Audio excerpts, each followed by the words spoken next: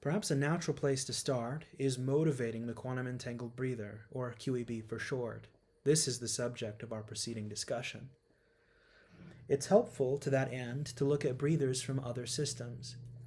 In particular, when we look at the stationary discrete breather solutions associated with the discrete nonlinear Schrödinger equation, we find that their solution profile involve only a few modes. Separately, when we look at linear and nonlinear beam propagation methods, we find that a breather can be constructed when we superimpose adjacent band mode excitations with adjacent flow K block mode excitations. These are both features that our quantum entangled breather exhibits. It is also true that out of the QEB emerges a non-trivial complexity dynamic that is robust with respect to different kinds of noise. To understand what I mean by analog evolution, we turn to the Hamiltonian.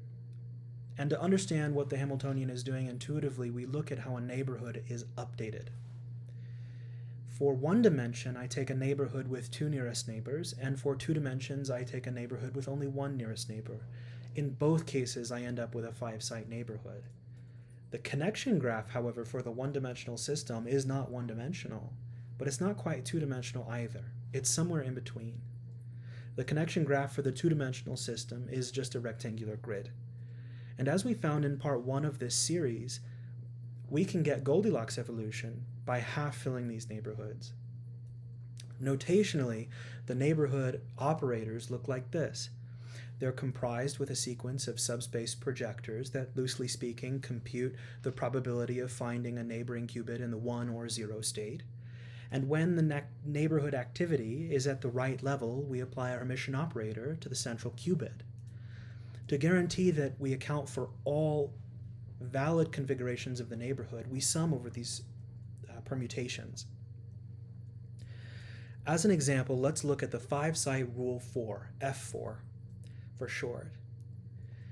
This rule activates when there are precisely two neighbors in the active state or the 1 state in the neighborhood. The subspace projector bit mask becomes 1100, and I compute all permutations of that bit mask. Examples of the Hermitian operator acting on the central qubit at the appropriate neighborhood activity level include the sigma x or poly x operator, the Hadamard operator, or the square root Hadamard operator, and there are others. The QEB's evolution looks like this. The dynamics are localized to the central 3 qubits, but there's this breathing pattern that spans the entire chain. When I go to look at the network graph representation of the mutual information, it looks like this. Notably, it's not a random network, and it's reminiscent of the 3-site rule 6 that we saw in part 1 of the series. To understand better the entanglement structure associated with a quantum entangled breather, we rely on a matrix product state ansatz. In particular, we limit the number of singular values we keep in the state's decomposition. This is sometimes called the Schmidt rank. In our notation, we use chi. When the breather breaks down, it looks like this. At some time after the breather has propagated, it bifurcates in a sense and then dissipates across the system. The chi value, or Schmidt rank, for this simulation was 10. We can expand this study for many different values of chi, and what we conclude is that the lifetime associated with the breather rises exponentially with the Schmidt rank. Note the log linear scale of this plot. Interestingly enough, when the value for chi is at or above 12, the lifetime of the breather is empirically indefinite. This suggests that the breather's dynamics involve 8 sites that are not necessarily spatially localized. To summarize the profile associated with a breather, I plot the 1-state probabilities associated with the central qubits as well as the edge qubits.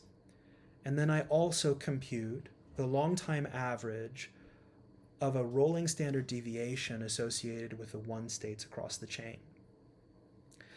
In panel A, we find that the amplitude of oscillation for the central qubits is large and for the edge qubits is small. Panel B essentially says the same thing, that the dynamics are localized to the central 3 qubits. To understand the QEB's robustness, we perturb the Hamiltonian by adding to the QEB's 5-site rule 4 to a random rule that generates a random network, F27. We can understand exactly how long-lived the breather is under this kind of admixture. When I perform the same rolling standard deviation on the central 3 qubits under this admixture scheme, I find that the oscillations damp out with increasing values of the admixture ratio. When I compute and plot the lifetimes of the breather against the admixture ratio, I find that there is a power law decay. Note the log-log scale of panel E. To adapt the one-dimensional analog evolution of the QEB into digital evolution in 2 dimensions, I construct a grid of neighborhoods, but I can't update every neighborhood simultaneously. So I implement a checkerboard pattern whereby I update all 0-indexed neighborhoods first and then all 1-indexed neighborhoods next. But I must be consistent across neighborhoods. Take, for instance, the neighborhood associated with alpha and then associated with beta. I traverse the neighbors in a clockwise fashion in both cases. This choice is arbitrary. But these restrictions are insufficient to take what is intrinsically a 5-qubit gate logic down to a 2 or 3 qubit gate logic amenable to modern quantum computing architectures. So we introduce another restriction.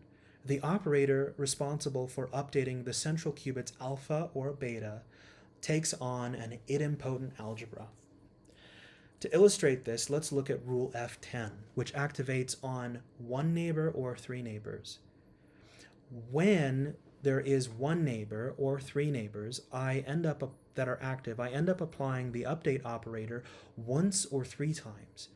In either case, the idempotent algebra of the operator guarantees that only a single application of the operator occurs. In the case where 2 or 4 neighbors are active, the algebra guarantees that the update operator reduces to unity. Applying this scheme to rule F12, I get the associated circuit. This activates on levels 2 and 3.